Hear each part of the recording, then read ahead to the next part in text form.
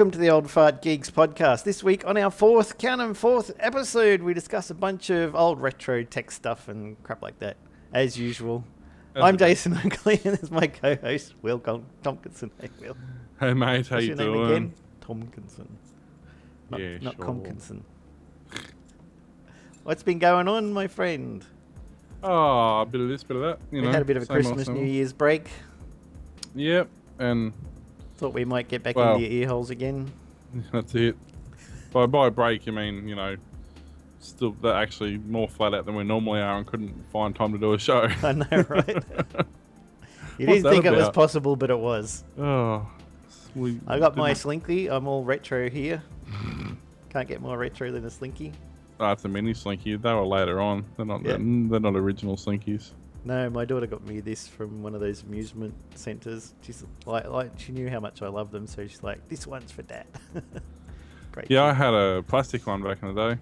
Yeah, she's got a plastic rainbow one around somewhere. Tied itself in knots, and that was the end of it. She does that lots. I spend so much of my time trying to unscrew the Slinkies. They can get themselves into a tangle, but they can't get themselves out of a tangle. Yeah, they can walk down the bloody steps. Why can't they untangle They can't walk themselves? back up. Yeah, they walk down the stairs, but then you got to carry them back up. Lazy bastards. Yeah, somebody needs to do something about that. Yeah, I reckon. Get anti-gravity Slinky. Oh yeah, that's your invention. You're going to trademark that? I'm sure you can make some good money on that. Like a toilet seat auto up or a auto down or a... It's easy for you to say. Auto up and down or a... I was thinking recently, actually, that'd be a great patent idea. As soon as somebody walks in, the seat goes up and it detects whether you're male or female. And also, how about this one? This one's trademark, copyright and everything. Based on the weight of the person who sits on the toilet seat, it flips the toilet roll so that it's either over or under, so that you don't have the arguments. It should be over, but I mean, some crazy backward people put it back the other way, which doesn't make any sense. Mine goes on whichever... Well, actually, I can only put mine on backwards because the screws aren't flush, and if you put them on the other way, it grabs it. Oh, no. And it's really annoying. So how about that? If you have a problem in the household, instead of keep your matrimony harmony, when someone sits down, it switches it around whichever way it's supposed to go. Or you could just bypass all that and just install a pressure cleaner or something. Yeah, bidet. No, what if they go on the wrong way? That wouldn't be a very good experience with it. Where are we going with this? Hang on, what show are we doing? This week in tech history. I think we should do some of that. Of course, we always get this from Tom Merritt. He's got a great website with all of this listed. And since it's been a while, we've got quite a bit to get through. So I'll start off. We can do our usually... me, him kind of thing. 1642. You remember back then? 1642. Yeah, I think I was 12, 14 or something. So Isaac Newton was born in Woolsthorpe in England. He'll go on to develop and describe universal gravitation and the three laws of motion, as well as star in Neil Stephenson's The Baroque Cycle. Haven't read that, have you? Yep. No, I was about to say, I've just purchased it like last week and I downloaded it, but I haven't actually read it yet. Timing, it's fate. You must read it, then tell me the summary so I don't have to read it. I haven't got that far yet. He's usually got good stuff. Yeah, well, I mean, I think I've got all these other books, and that was the only one I didn't have, so I'm like, oh, I might as well get it. That was a 50% off sale or something. Epic win. That's it. 1714. Henry Mill patented a machine for transcribing letters one after another as in writing. Sadly, he died before he perfected the first typewriter. That's a shame. For a name like Henry Mill, you think he would have made the milling machine, but anyway. Yeah. And do you think maybe they called it typewriter because you can type the word just using the top row of the keys? You know that? The letters for the word typewriter are just in the top row? Yeah, unfortunately, the QWERTY keyboard came around after the typewriter because originally they were alphabetical, then they were Dvorak, and then they were QWERTY. Dvorak they should go to because it's the most efficient one. Well, actually, there's a lot of... they went away from it in the old days because it was actually too quick for the typewriters. It was jamming the typewriter, so that's why they brought out QWERTY. It was supposed to be slow it all up down, which was fine in typewriters when you needed, maximum of... I think in the old mechanicals, I think it was like 20 words a minute was as fast as that handle. Then they went to the electric typewriters like the IBMs and stuff with speedballs. Yep. And they'd do, I think they'd do Sounds like 35 some kind or of drug 40. there, dude. Yeah. Man, like we were 40 or taking something. speedballs and we were doing 120 words a minute. That's great. And I didn't know then what I they came typed, up. but it was fast. Yeah. So that, but yeah, the Dvorak's actually starting to make a comeback. There's actually, like, you can buy Dvorak keyboards now. Yeah, you get them online. And there's a lot of companies that are switching over, like a lot of programmers and stuff are actually switching back over to the Dvorak because it's, as you say, it's a much more efficient And way apparently of just doing after, a couple of weeks or something, you get your finger memory switched around and then suddenly you're much more efficient. Although it'd be a real pain if you went back to a normal keyboard all the time. Yeah. That's my problem, I would think. You go over to your friend's place and you're just typing on the keyboard and this gibberish comes up on the screen like, damn it. I've got to go back to one finger. Where's those keys again? Well, it was always funny, actually. People go, I touch type it, whatever word per minute or whatever it is. Yep. So you'd pop all the letters off their keyboard and you'd swap their keyboard around. And then they'd be sitting there going, you're like, I thought you said that you could touch type. I'm like, well, So for those who don't know and who are watching this is the Dvorak keyboard layout. You can see there that, the it most puts all used your letters are in the middle row, which are your home keys. That's right. They're under your home keys effectively. Then the next most used are in the top, and then the least used in the bottom, so that your fingers aren't stretching so much. Yeah, that's it. So it's yeah. I mean, I could see that. Like AOE, all the vowels are under your left hand. Yep. And all the next lot of common letters under your right hand, right on your home key. Instead of you having. ever want to do Wheel of Fortune? Look at the middle row here. Those are the letters that you should be asking for from whoever's John Burgess or whatever. And yeah, that's right, exactly. John Burgess. Wow, how long? Speaking of old farts. With or without the mustache, baby John Burgess. Baby John. You foreigners got no idea who we're talking about. Go Google it up on your newfangled Google machinery thing. Just for a bit of fun, I actually switched my phone to Dvorak. Yep. Because I put a app on there to play with it, and yeah, I mean, you can see it would have benefits, but yeah, it'd be interesting I'm to too much of again. an old fart geek to be changing now. But I learned it back in TAFE around high school time. There was 4 of us guys in the same TAFE class. We were all fast typers, just using 2 fingers because we'd been using computer for so long.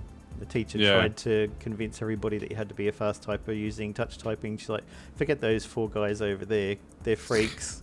But everybody else, you can only touch type if you do it. If you only do fast typing if you do touch type. So learn it. So we did. Now I just do it naturally.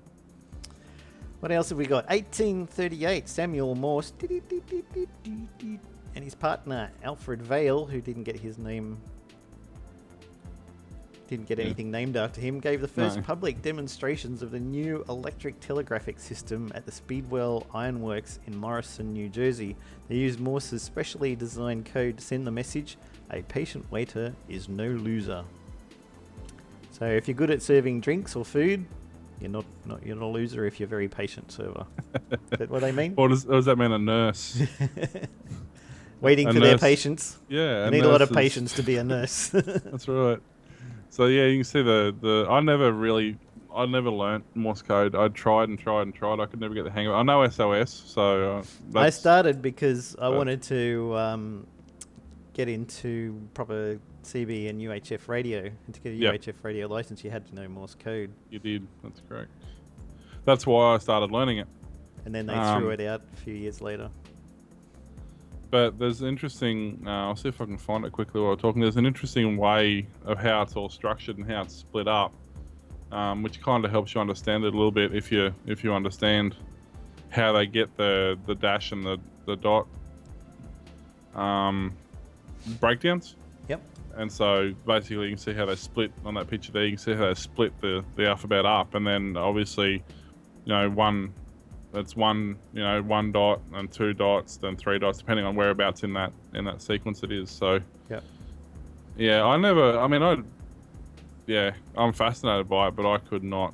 And some of the, like when I was learning it, you'd watch some people do it, and the speed that they could do Morse code, it's quicker than I can type. Yeah. It was insane. And then you got the guy on the other end. Not only are you typing that, the guy on the other end of the screen other end of the telegraph, is transcribing that into English. Yeah. You know, and like, there's actually a font. So I was just looking. I just noticed somebody's actually done a font that's Morse code. And it's actually all the, like, you type normally, and it actually transcribes it into Morse code. What does it say? I don't know. The above image is from the dummy text. Oh, okay, it's the standard Laurie Ipsum text, yeah. But that's what it looks like in Morse code. Well, there you go. We learn something new every day. Don't say you don't learn nothing from podcasts. That's it. What's a podcast? I'm actually not a big fan of the word podcast. I never have been. Leo honestly. says netcast. Yeah, I prefer that term too, because it's a podcast. Nothing. I mean, it started off with iPods. I'm guessing is how it came about. Yeah. But yeah. What are we up to? 1878. No, 1873. Yep. A number of gentlemen in New York City founded the American Meteorological Society. And I'm sure they said it differently. Yep. Feeling that change to the metric system was needed. 100 this is years in America. Later, yeah, this is. They needed to change to metric system in 1873. It does say in New York Yeah, City. I'm just emphasizing that fact that this is America talking about going to the metric system in 1873. So 100 years later, so 1973, that society is defunct, and gallons, miles, and Fahrenheit still rule. It was funny. I was watching an Archie comic. Watching an Archie comic? No, I was reading an Archie comic because watching it doesn't really inform you. It's sort of boring. And they were saying in there, and one of the skits was about, what do you think of this new metric system? And they're like, I don't think it'll ever take on.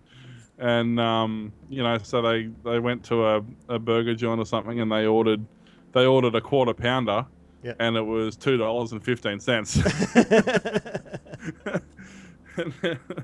So you sure it wasn't a Royale with cheese?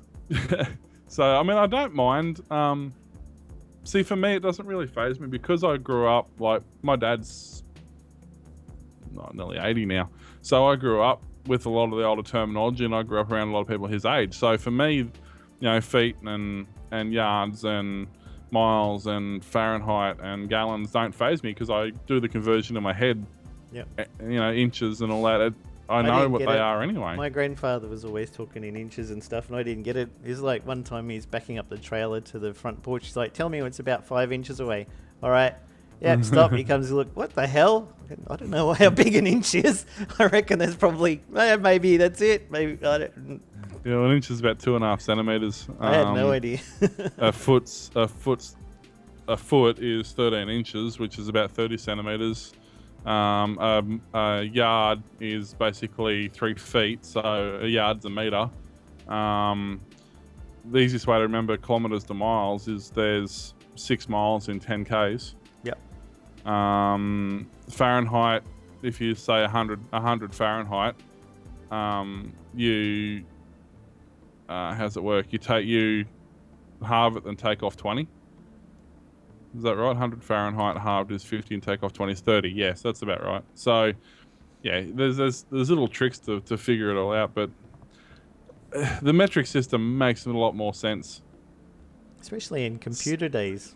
Well, computers, but even in science, sort of scientific data, and just basic, like they're an even number, like at 1 centimeter, 100 centimeters, 1,000, whatever. Well, I mean, you ever watch those aircraft investigations, and they had a problem one time, or probably has happened several times, where they said, we need X amount of litres, and people were putting it in either gallons instead of litres, or litres instead of gallons, and then the plane goes, because it's got no fuel. Well, that's what happened to put in the wrong amount. The Mars, the Beagle. Yep. Was it the Beagle or the Lander? One of the two. Anyway, it was developed by the UK, so everything was done in metric, and all the measurements for the deployment of the chutes and everything like that was done in metric, and then it went over to the States to get fitted, and they didn't convert anything back over into the imperial, so when the chutes fired, they fired at, whatever it was, 100 yards instead of a 100 kilometers or whatever it was supposed to be. They forgot to do all the conversions on it, so that's why the thing crash landed. They never learn. 1878, Alexander Graham Bell, hey, that rings a bell, demonstrated the telephone to Queen Victoria at her Osborne House estate on the Isle of Wight. He reached out and touched her, a faux pas, which made him the first commoner in years to lay hands on the royal person. Yeah, she probably deserved it. I was talking to my daughter about this recently. We were watching a show and they had a phone with a rotary dial. She's like, what's that? And I'm like, that is what we used to have to do. You put your finger in and you spin it all the way around and you let go and it goes back the other way. And then you put in the next number and you spin it all the way around and let go and it goes back the other way. She's like, how do you know how far you have to and go and how do you, what? And you couldn't explain that was just how it was? That's how it was. Well, when I was young, I remember one time our parents went out and they said, if anyone comes to the house, give us a call. We're going to our friend's place, and here's their phone number. Yeah. And our uncle came over to visit, and we're like, oh crap, we better say there's somebody here. So he just let himself in because he had keys. We're like, oh, you better ring. So I got the number, and I'm like dialing. I didn't know your finger had to go all the way around till it touched the blocker, and then go back, and then so I'm like dial. Hello, Mum. Hello, who's this? This is Jason. I don't know, Jason. Oh, sorry, I've got the wrong number. Hang up. Dial again. Hello, who's this? I'm sorry, I've got the wrong number again. Like, how do you use these things? Oh, dear. Then my uncle's like, your mum and dad know I'm here. I saw them down the street. They said to pop in to make sure you're okay. It's like, but they said, ring us if anyone comes. So I did. I'm doing the right thing, but I don't know how to use a phone. It's the first time I realised I didn't know how to use the damn thing. Oh dear. And pencils were your best friend when you had one of those phones. Yeah. So there's always a pencil next to the phone.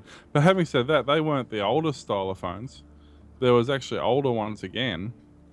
I was telling her as well about how it was better for women to be the phone operators. Because when you spin that around and then you get connected to the operator and then they're like, hello, what number do you want? And then you connect it.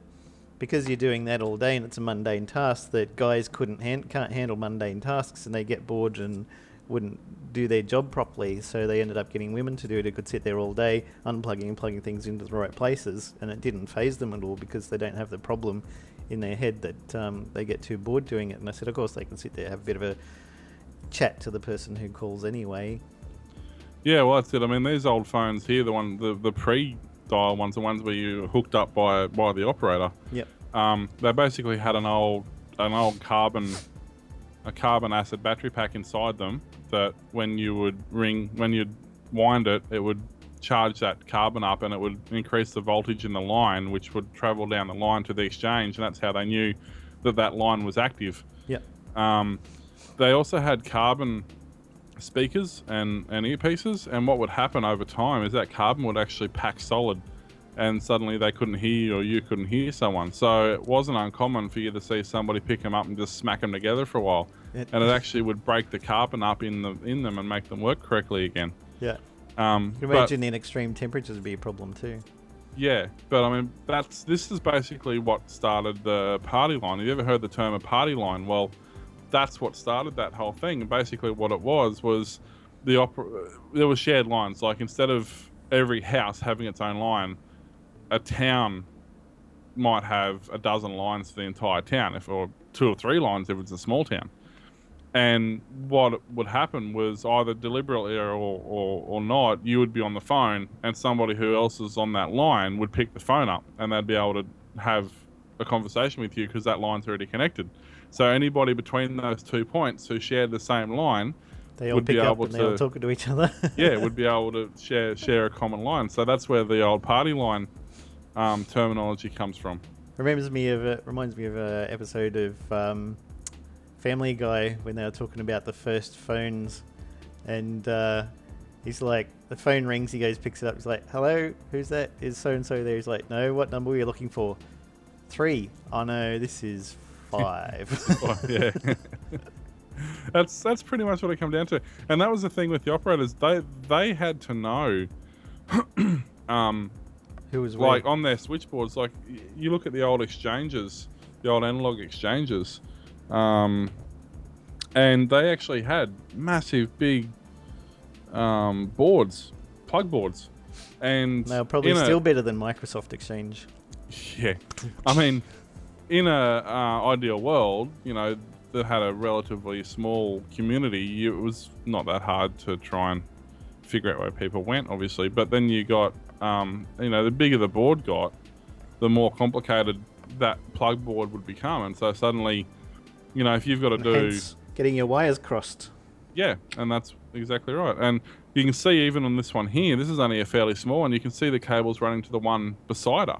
So this one could be her local town, and the one beside her could be out of town. So if you wanted to connect to a different city, you would actually physically have to plug one board into the other one whilst keeping those connections live. Yeah. So, I mean, for such a primitive, for such a, and the old technology, I mean, was Alexander Graham Bell invented it. Well, he didn't. His lab partner actually invented it by accident, mind you. Was it 18? It was before he showed it off anyway, 1860s or something, and it didn't change. It was basically exactly the same system until what, late 80s, early 90s, effectively, before they got rid of the analog exchanges. So it was, basically over 100 years of standstill technology. It didn't change. The only thing was it went from manual plug boards to automated plug boards, PABX exchanges and things like that. But the principle was the same. It was just done mechanically rather than by a person. And what you were talking about is our next one. Oh yeah. I didn't even read. You haven't read that far ahead. No, I didn't look that far ahead. So just to show that he knows what he's talking about, folks. Many of us thought perhaps he doesn't. Oh, I'll make a lot of it up. In 1882, Thomas Edison received a patent for adding a carbon microphone to the telephone. The patent described finely divided conducting material like carbon between metal cups mounted on arms that attach to the mouthpiece diaphragm. Yeah, so that's basically what I was saying. The carbon packs down and plays up. But honestly, I didn't even know that was a thing. Especially, I imagine, with people, the water from your breath, the moisture, and people sneezing on it, and any of those things. You probably find it was worse on the more compact phones. Like once they went to the ceramic dial phones, or the ceramic wind ones, but where you actually had the mouthpiece and the earpiece here instead of having it down on and the wall. Points to your mouth. Yeah, well, in the older ones, it was on the wall, and you'd stand a foot away from it. You never actually stood right in front of it. Once it got here, then suddenly you're spitting into it all the time. Yeah. So, which is why you've got, in case anyone's wondering, that's what these are for. They call them wind deflectors, but they're actually spit absorbers. You have a long session live streaming after 4 or 5 hours. You can take this thing outside and ring it out. In 1889, Herman Hollerith received a patent for his electronic tabulating machine. His tabulating machine company would go on to merge with 3 others and be called International Business Machines, known today as IBM. IBM. We had a technology train come to our city in country town like 30 years ago or whatever, and we went down there and they were talking about Space Odyssey 2001. Yep. And if you take the letters HAL, the next letters in the alphabet IBM. After them is IBM. That's it. It was completely unintentional, I'm sure. Completely, yes. So yeah, this is the tabulating machine. As you can see, it's makes pocket calculators look small. But basically, that's all it was. Effectively, it was just a giant calculator. Obviously they varied, and then later on from that came what was the other one called? And not NCR. What was the other massive big this early computer? NCR was the other one I was going to think of. Yeah, it was not NCR. There's one before NCR, and I just got a complete blank on it. It was It was the guy HP Hewlett Packard. Packard was in this other company before he went to HP, and I just can't. I've got a complete blank. I can't think of it. I should Google, I suppose, as soon as I got my computer right in front of me. But same sort of thing. They actually took a lot of the things that were learnt during the Second World War, like encryption and things about the Enigma machine and the way encryption and that worked, and then they actually basically turned it into a portable machine that a cashier could have on their register, and it would do things like tally up your day's sales, and it would do your over-the-counter sales, and it had really advanced features like you could do refunds and you could open up a drawer and that sort of thing. It would actually display stuff like that. They got in a bit of trouble, people had been talking about, because IBM had invented a machine that helped Adolf Hitler keep a tab on who was Jewish and needed to go.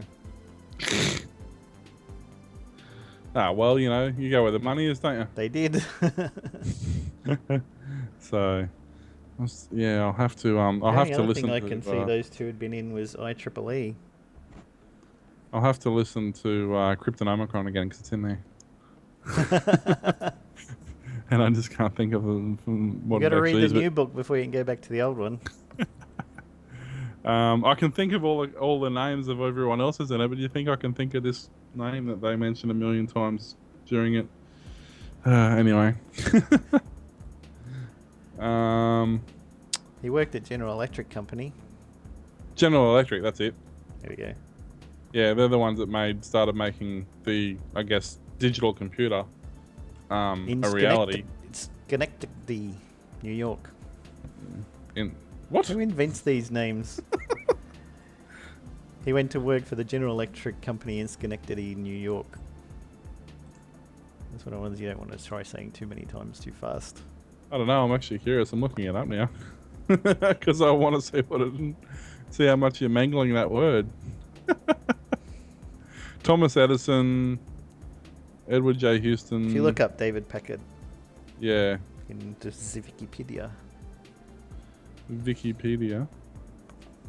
which was in the old days, we had these things called encyclopedias. What's that? That's actually funny. Dad's got an entire. Wagnalls. No, Dad's got an entire set of Funk and Wagnalls. What'd you say? Said it loudly, son. From 1972 or something like that. It's the entire set, and it's quite interesting actually. Going back and you look through it and you're like, you look up technology and it says modern technology, and then it's like, it'd be something like the ability to travel across great distances via steam train. It's like it's Well, there's something interesting too from old times. The first product that HP made was a sound oscillator sold to Walt Disney Studios for use on the soundtrack of Fantasia.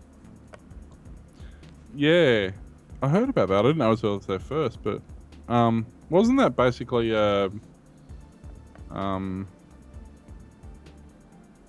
that instrument that I remembered that I forgot last time?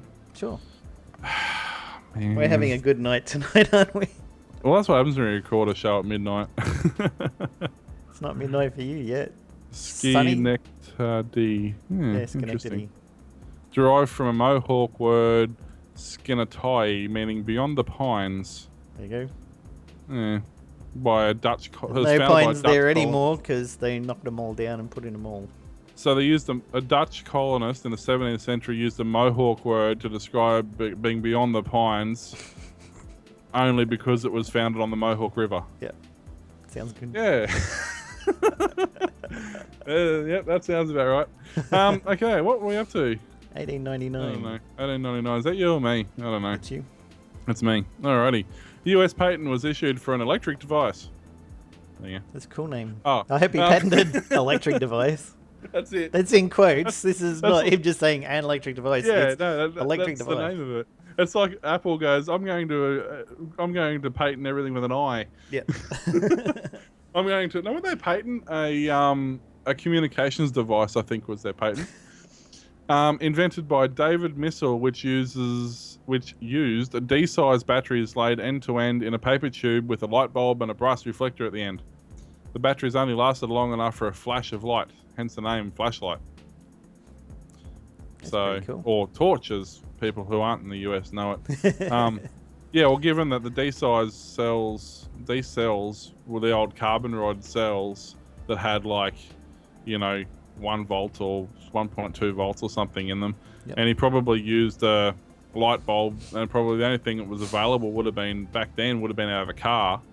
When was that? 1899? No, they were probably still using acetylene headlights. It was probably like a mains power bulb, so it was probably a household bulb stuck on the end of a tube with some couple of batteries in there. Yeah, no wonder it only lasted. That's my invention. Paper tube with a bulb, batteries, and a reflector. Yeah. Hey, look, there. I mean, if he... Did it say who? Yeah, David Missel. I mean, if he actually... He should have called it the Missel. Yeah. If he actually made that thing work, I mean, how much money... if he got the patents on all those, he wouldn't have been broke. Mind you, it probably went into the realm of history such as sticky notes and chewing gum. Accidents that somebody else discovered. 3M. The guy made a sticky substance that wouldn't stick properly, and then he used it on pieces of paper in his church choir book to keep the place where he was up to, and he's like, hey, check this out. And they're like, let's market it. Ka-ching! Well, it was the same with chewing gum. Yeah. He was trying to invent a glue that was removable or something, and I can't remember the whole backstory to it, but at the end of the day, they discovered that it was chewable, and you could chew on it for hours and it wouldn't deteriorate. Same but you can't chew on those. The Slinky was accidentally invented because a guy made a spring and he put it on the table and it fell off and then walked down the edge. He's like, holy cow, that's a cool idea. Well, it's the same as what was the other one? There was the chewing gum. Oh, and it was funny. I was reading because they've just had we had the 60th anniversary of Milo or whatever it is. He's not that old, surely. Maybe his internet is. Poor Milo. They had the original inventor. They had an old article that was written about him, and it was saying, I spent something like 18 months trying to figure out a way to make Milo dissolve in cold milk. Yep. And then I did it, and I showed my kids, and my kids got upset with me because it didn't have lumps anymore. I always put in extra that'll float on the top because it's important to be able to spoon it out. So they actually, they made this Milo that would dissolve in cold milk, and then everyone went, no, screw that. I'm going to read this story as well because, and I'll tell you why in a sec. 1902, Nikola. Yeah, great. You sure Good you don't start. want You're the one who wants to read it, and you go and screw it up. Nikola Tesla it's actually Nikola, not Nikola, filed a patent application for wireless energy transmission. The patent was granted 12 years later. We're still waiting for the kinks to be worked out. If you haven't read his biography and you haven't listened to an Audible, make sure you do, because it's really opens your eyes to how ingenious this man was. But the reason I want to read this is I'm watching the Librarians series. Everyone keeps telling me that's awesome. And it's not on Netflix, damn it. Well, that's not my problem. There's 3 movies, and then there's the series, and the actual series is written by the guy who starred in the 3 movies, and he also plays bit parts in it. But the last episode we're watching, actually, this entire town. I won't give it away for anyone who hasn't seen it, but effectively, it's based on Tesla's life works about this actual wireless energy transmission. Yep. But if you ever read his autobiography and you want to dig into it deeper, they've actually just managed to secure the Tesla Foundation has actually just bought his original blocks of land, which has some of his equipment on it. But they actually made a massive big, I think it was copper or brass ball, sphere. It was huge. It was like, 30 or 40 meters around. And it was originally for part of this wireless energy transmission. They fired it up, and they'd only do it overnight. And when they did it within something like a 20-mile radius or something like that, they discovered that basically increase in murders and bashings and muggings and all this sort of stuff went up exponentially, not just a couple of percent, but like tenfold or something. And they figured out that the frequencies that they were using to wirelessly transmit this power was literally screwing with people's minds. And the official story is the government asked them to shut down. They gave them a heap of money and selling the technology to them. That's not exactly the way it went down, but he more or less stopped it from he basically pulled the structure down because he didn't want anybody else to get his hands on it. The problem is with Nikola, the biggest problem was 95% of his inventions he gave to the government to use his technology, thinking the government would do the correct thing with them. That was the biggest problem, and so much of his stuff has been instead they turn it into money-making machine. Well, no, weaponry. They weaponized most of it because most of it you could do that with, or they hid it from the public so that nobody. And it's only been basically since YouTube came out, so the last, effectively last 6 or 8 years, I suppose, that a lot of his things that he did are actually becoming public knowledge now. Like there's Tesla coil and Tesla turbines, energy scavenging circuits, earth batteries, all this sort of stuff that he was very familiar with is only just starting to crack mainstream again. So unfortunately, but check out his biography if you haven't had a chance to, and also watch Librarians. That's awesome. Yeah, I saw him in The Prestige. He made a cloning machine. It was played by David Bowie. I actually have never seen that. I've got it down. I've downloaded it. I haven't given away too much of the movie by that one really important fact. It's been sitting on the NAS for months, and in your iTunes account after you purchased it. No, screw that. I don't give Apple any of my money. I download shit. I do, and the reason is because you wouldn't steal a car. You wouldn't steal this. Please watch 50 minutes of crap about everybody's logos and who made the film, and let's use pirated music to make that ad, by the way. And don't copyright. We'll show you the don't copyright notice in 12 different languages before the movie starts. I mean, it's not that. The thing is, like, okay, we've kind of come to modern times now instead of old times, but the principle's still the same. You look up the original terminology of piracy, and that cannot in any way be related to watching a movie. The thing is, if the movie companies, the Hollywood organizations and the major corporations, whether it be music, movie, TV, whatever, if they got off their asses and they made it possible for me to watch a show, then I would. But the thing is, I cannot legally watch a particular series, for example, because it's either not aired here or it's geo-locked or it's owned by Foxtel. Yeah, and I can't watch it.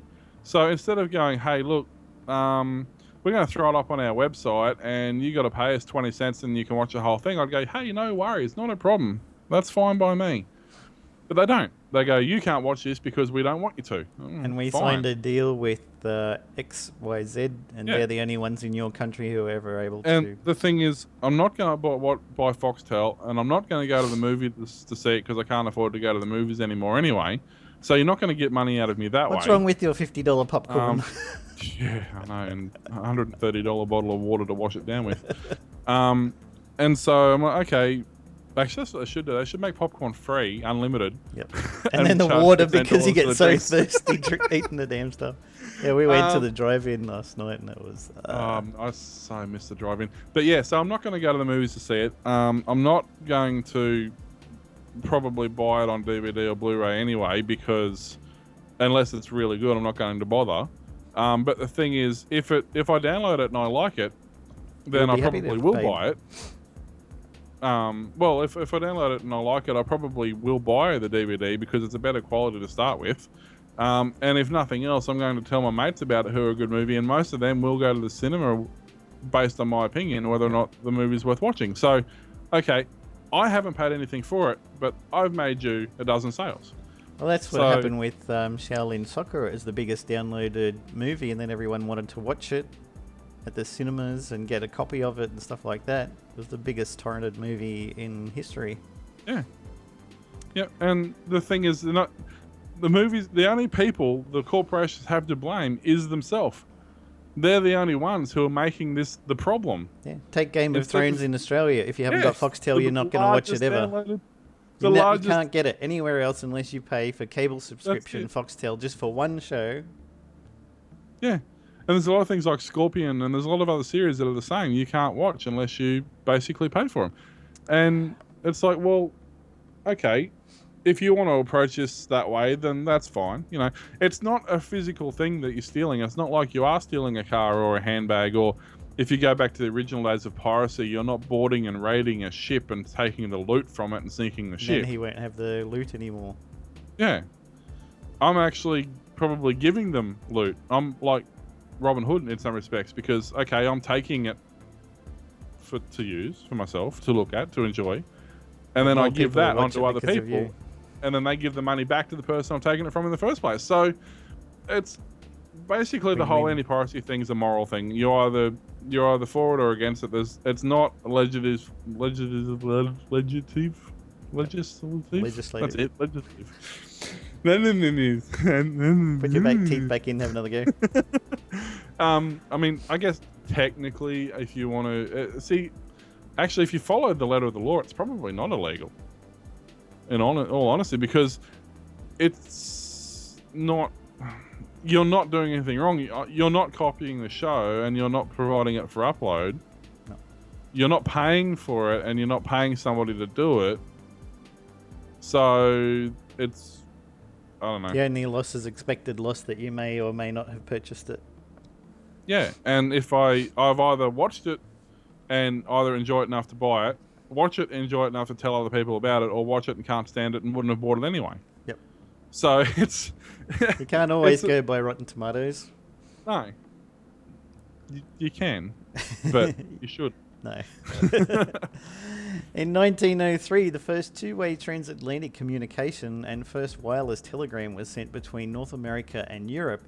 US President Teddy Roosevelt and King Edward VII. They wrote to each other how awesome the wireless telegraph was. This thing that we're using, that we're sending this message, this thing is awesome. Yeah, that'd be done over radio waves, I'd imagine.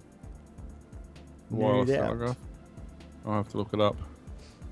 But I'm probably I would imagine it would have been done using a normal radio waves, because radio waves communication was around back then. Transmitted with electromagnetic waves. Yeah, there we go. So, actually, decades before it was. Shortly after they did that, the rate of murders went up by tenfold. Yeah, and have continued to rise ever since. Isn't this wireless telegraph thing awesome? Holy cow! Everybody just died in the next town. Yeah, they were called Hertzian waves, which obviously because the hertz is... Because it hurts when someone kills you. So, that's interesting. I didn't realise that was actually before they were called radio waves. That's... I have to remember that.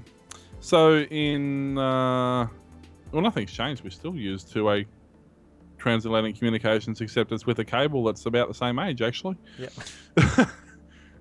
In 1910, the first public radio broadcast took place with live performance of the opera Cavalleria.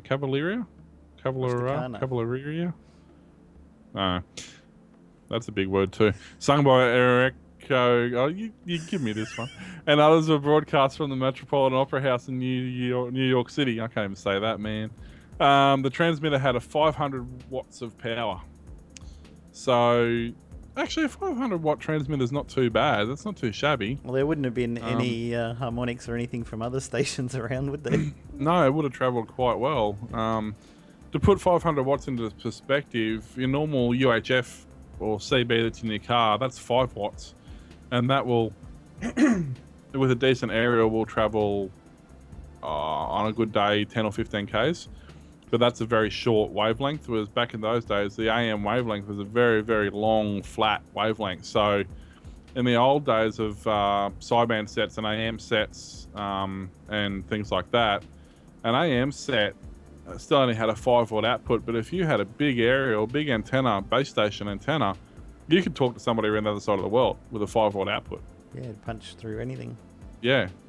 Especially if it was cloudy, it'd drop the signal even more and bounce off the signal. So 500 watts is pretty substantial, really. Especially back then, as you say, because the airwaves were clear.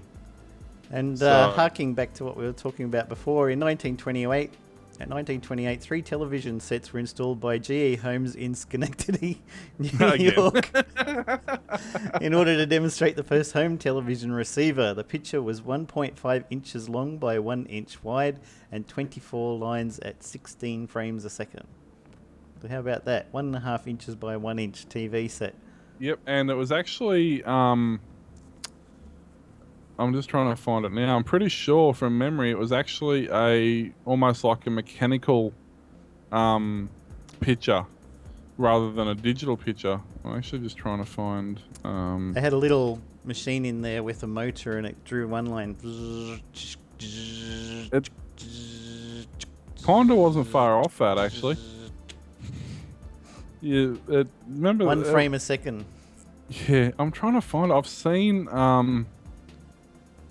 I've seen pictures of it. I'm just trying to quickly find... What year did you say that was? 1928. Yep. Okay, the 1941 were different. They changed by then. I'll quickly see if I can find it. But they... Here we go.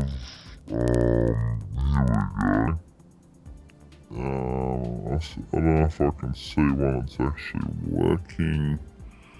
But I'll show you a picture of one anyway. These are kind of what they look like. So I'm just getting it to load up. You'll see that. See how they've got like a.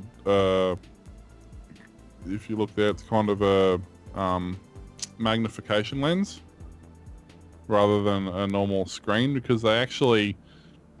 Literally, they effectively drew... They were a spinning disc that had holes punched in the disc. And behind that was effectively a Etch-a-Sketch, more or less. And it would actually physically draw the image. And then it would... The light was behind that. And each of those circles would go around. And those circles would line up with that magnification light. And each image, it would physically split. Back then, it was probably only 5 frames a second or something. I don't actually know what the specs were on it then, but yeah, it was quite amazing in the way it would do that. They were called a mechanical scanning disc. And actually, I found a video of one, believe it or not. And this is basically how they worked.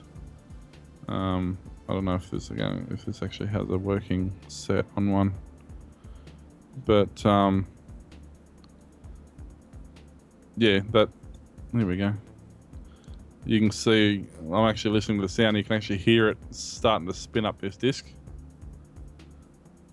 You can actually hear the disc spinning in the background, and as it builds up speed, it makes an image. The frames per second increase, and as the frames per second increase, then the mechanical, effectively Etch-a-Sketch behind it produces a 20 frames a second or whatever it is image. So the camera's going to have a hard time picking it up because it's going to sync. Yeah. Probably sync with it. But yeah, you can kind of see a bit of an image going on there. It's yeah, it's really amazing. I was really fascinated with these. I saw one on a TV show when I was a kid, and I've been fascinated with them ever since. So yeah, the technology's come a long way since then. I mean, they're starting to talk of like nanocrystal televisions going to be coming out with super high res definition, and the new new HDMI cable, Super HDMI, is going to support 8K. Yeah, because there's a lot of stuff being made in 8K. Got to think of the future. Well, I mean, do you? Unless you've got a fair enough for a cinema, like 1,000-inch screen or whatever, but the average home, my 1080p does well. Yeah, you can't. I mean, I've got a 720 TV, and I can't tell a difference. No. Given that most, even HD high def Blu-rays are still really only upscaled 720 anyway. Yeah. Except there's like a few that are recorded, like with was it Batman Forever that was actually recorded with the what's that big large format? IMAX. IMAX, yeah. But other than that, most are just filmed with normal cameras anyway. Yep. Over to you. What are we? 1928. Again, 1928 was a good year for technology. Yep. Anatole Jofo. Yo, Jofo. Received the first US patent for a fully automatic photographic film developing machine. The Photomaton, better known as the photo booth, in the US still survives as an app and in dark corners of subway stations. So basically, I don't know if these been time zones and everything. You'd walk in and have a little curtain. You'd pull this little curtain that was like for some reason like this big because it would block everything else out. And then you'd get the 5-second warning and you'd make funny faces for the first 4 photos, and then someone would come in and photobomb the 5th one. Yeah. And then it would print it out on the little strips out the side of the thing. But yeah, 1928, that was I would imagine it would have been a glorified box brownie or... no, actually, they didn't have Polaroid sort of stuff back then, so it must have actually had a full-on automatic photo lab in the thing. I think that's what they're saying. Pretty intense, actually, if you think about it. In 1939, in a garage in Palo Alto, California, William Hewlett and David Packard founded Hewlett-Packard, a little company that made audio oscillators and later touchpads. I think the first...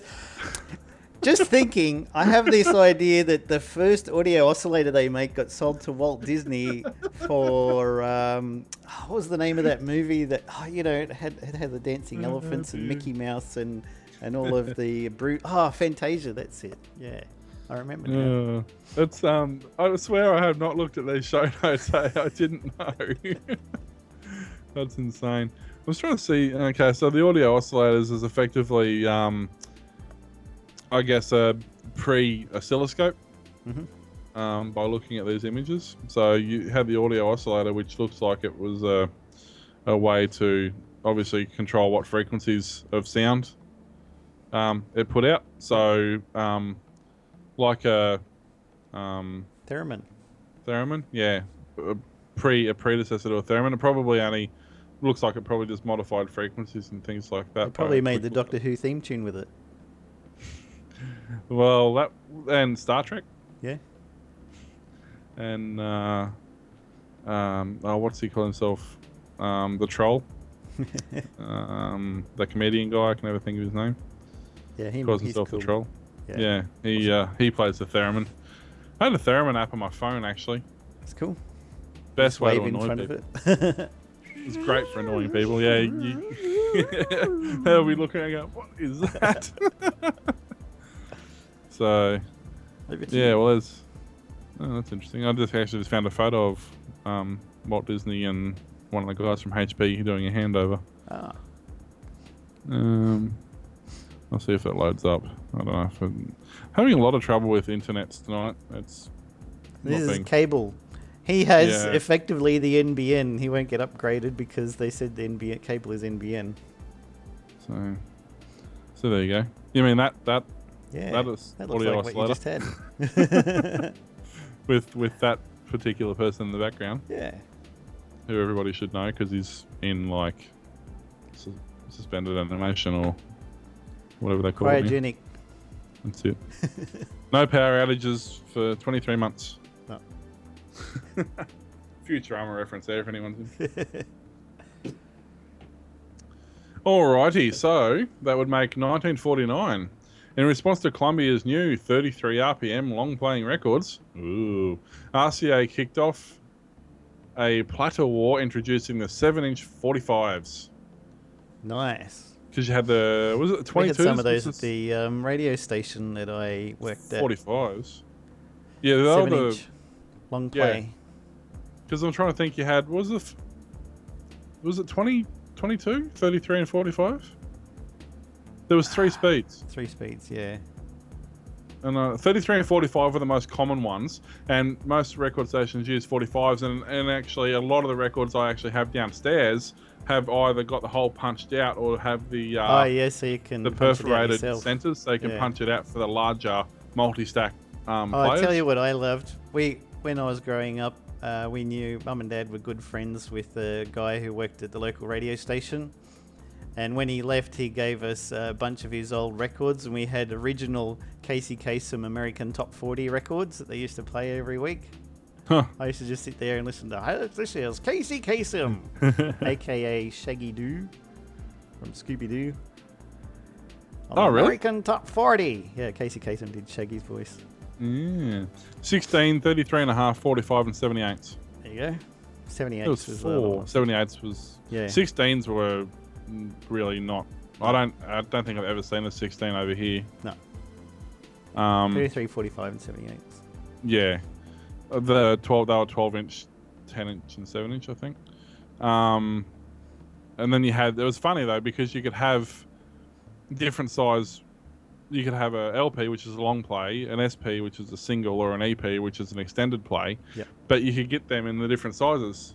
But it depended on the fidelity of the song. So you could have a low fidelity long play on a 7-inch, or a high fidelity single on a 12-inch. So it was really interesting because they did. I know they did up to quad. I'm not sure if they went further than quad audio, but I know they had at least quad channel audio on some of them. Yeah. Most of the cheaper ones, like the read-alongs and stuff like that, that was all mono. The standard run-of-the-mill stuff was stereo, but yeah, I've got some quads downstairs and they sounded really nice. I've actually got an old Valve record player. Not made by the company who makes Steam, but it looks as though we've lost Will's internet again, so I'll just continue. And all that sort of stuff. Oh, you're back again. We lost you for a minute. You're just doing this for about 10 seconds. Oh, okay. I didn't realise that I had gone away. In 1959, Luna 1, the first spacecraft to reach the moon, was launched by the USSR. We're starting to run out of time, so we might run through these. Where are we? 1957. Hamilton Electric held a press conference to announce the world's first electric watch.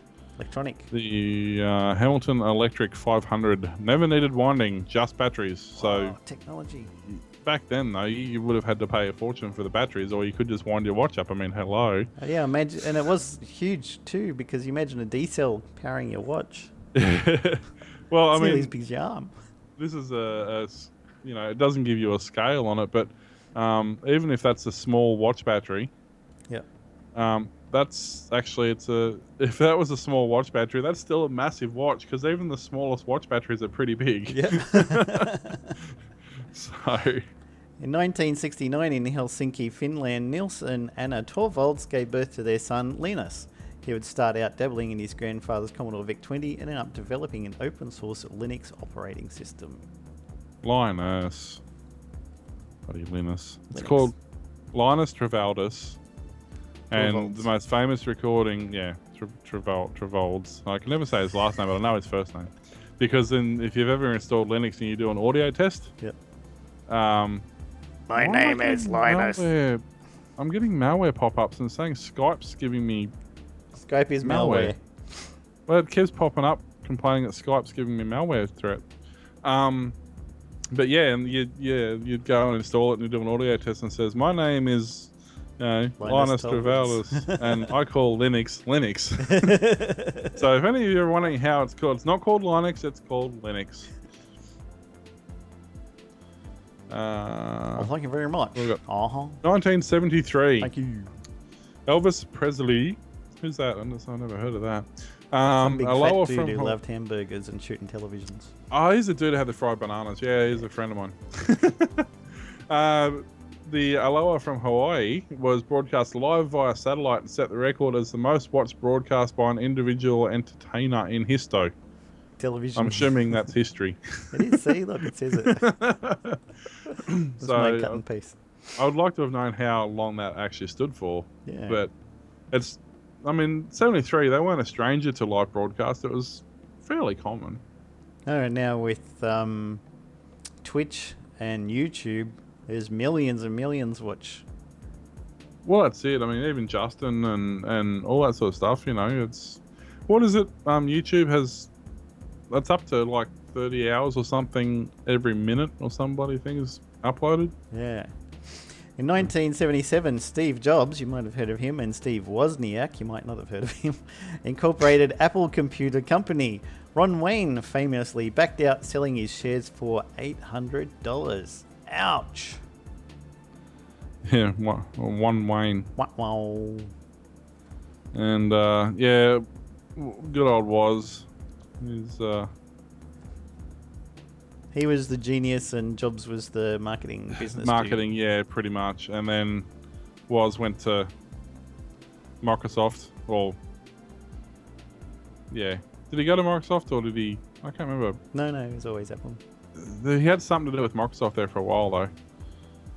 I can't remember. All I remember is him sitting. Maybe it was. I'll have to All find I it. remember is when they worked for HP and they wanted to make a Pong machine.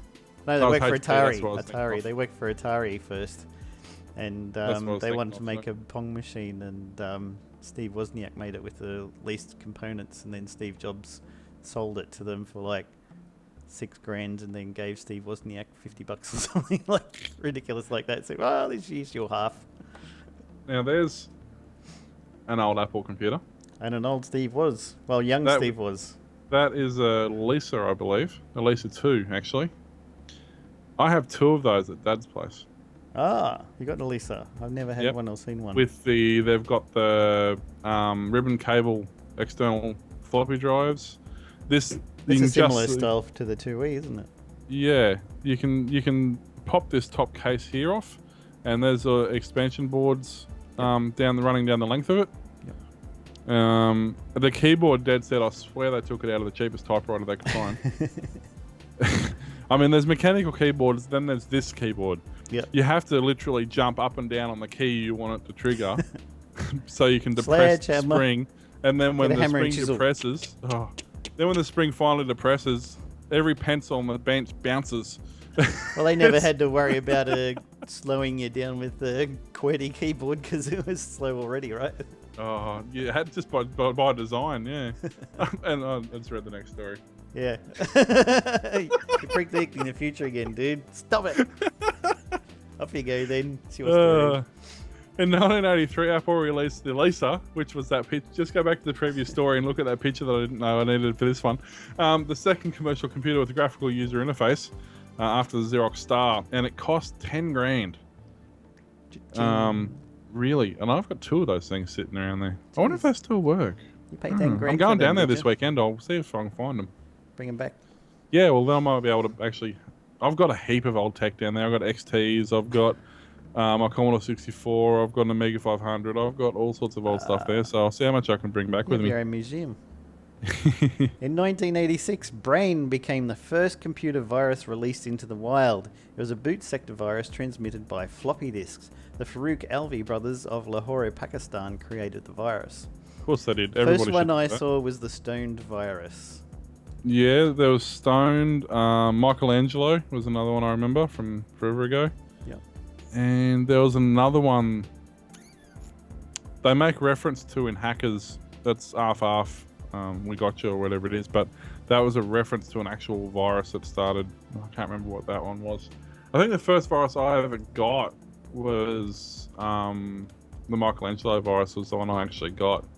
Oh, okay. And that was distributed thanks to, was it PC User or one of those on the floppy disk? Their main system got infected. Vienna. And every floppy disk they sent out for the cover disks had the virus on it. So every single one of their users got the virus. And then on the next disk had a way to get rid of the virus. Apple CEO John Sculley coined the term personal digital assistant, or PDA, and indicated Apple would get in the business of making them later on that year. They did have that attempt at it, that stupid Apple... they did try, but I don't think it was very successful. It was basically a monochrome screen. I'm trying to remember the name of it. I should know. The Newton. Newton, yeah. Newton, yeah.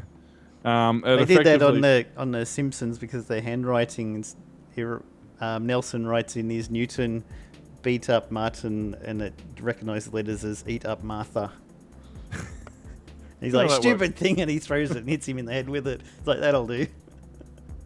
It's the Newton. It's an interesting as a size comparison. There you go. That's the iPhone. It's one of the earlier ones, but still, like that's smaller than the screen on the Newton. And this was a mobile portable device at the time. Yep. Actually, this was the message pad. Sorry, this was the. I think the message pad was slightly larger than the original Newton, but not a lot. Like, it was still the same sort of. Yep. Still the same sort of thing. It was huge, and it had like a 15-minute battery life, so that was useful when you're taking notes. I was having a look. The it says virus variants that you were talking about before: ARF Christmas Violator and Violator. And baby, it said the third virus in this subgroup has been named ARF, as it will display the text ARF got you when it activates. Yeah, I never got that one, although I did hear of it years before Hackers came out, and then I'd completely forgotten about it. Then when I saw it on Hackers, I'm like, oh, I remember that. That was a thing back when pages existed. Actually, my brother-in-law's an AMBO, and he's got a drawer of dead tech pages. Like, he must have about 40 pages in this drawer. Yeah. And every time he opens the drawer, you just look in there, and because AMBOs up until recently had to carry pages. It was the only way they could communicate. And like every 3 months they'd get another one.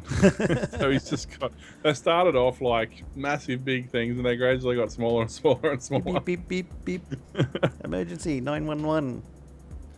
So tell you what, if you want a motor, you want to replace your dual shock controller motors because they wear out and they don't vibrate properly, go on eBay a couple of old pages and get the motors out of those things. They are absolutely ridiculously powerful, those things. Yep. So anyway, thanks for listening and watching another episode of the Old Fart Geeks podcast. Make sure you subscribe in iTunes or your other favourite podcast application. You can also watch our show on YouTube at youtube.com/oldfartgeeks. Don't forget to subscribe so you'll keep up to date with our shows. That's correct, and if I was reading the show notes, you will know that you can follow us on Twitter. Our accounts are at Warlock, which is WAULOK, and Mr. Tomkinson at MRTOMKINSON. And I'll eventually get back to Twitter, but my account's been locked for some stupid reason. I'm trying to find out why. And our show's account is at Old Fart Geeks. Music for the show is provided by the Free Music Archive. So thanks for listening. See you. Bye.